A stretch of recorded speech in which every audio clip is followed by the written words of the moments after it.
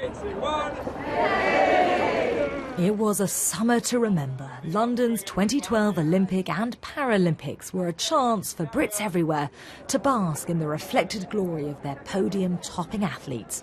But with the last medal won, it was time to reflect. Was it, in harsh economic terms, really worth the £8.7 billion or $13.7 billion they cost to host? And can a government ever really measure value for money on such a vast scale? You have to wait probably 5 or 10 years to get the full economic impact. Did more companies decide to invest in Britain? Did more tourists come to London? That kind of thing. You can't work out instantly. So I think you have to wait.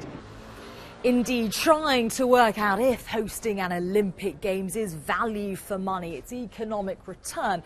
Well, it's not for the mathematically faint-hearted. Governments do it by commissioning consultants or academics to work out the total costs and then, rather more complicatedly, the total benefits, and then weigh them up. It's an imprecise science, to say the least. Here in the UK, a government-commissioned report claims that £9.9 billion, that's around $14.5 billion, in trade and investment flowed from Britain's games, meaning a profit of just under $1 billion to the public purse. But economists dispute the numbers, disagreeing over which criteria to include and the timescale to look at. Studies suggest that the Los Angeles Olympics back in 1984 were broadly profitable, and the same studies suggest that the Barcelona Olympics had a profound catalytic impact on changing the city's shape and development.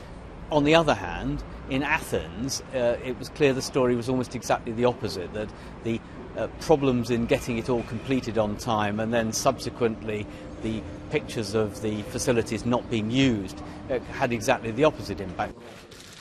With the eyes of the world now focused on Buenos Aires to see who will host the 2020 Summer Games, whoever wins must ensure that it's not only the nation's sporting skills that are in peak condition, but its mathematical and number-crunching abilities as well.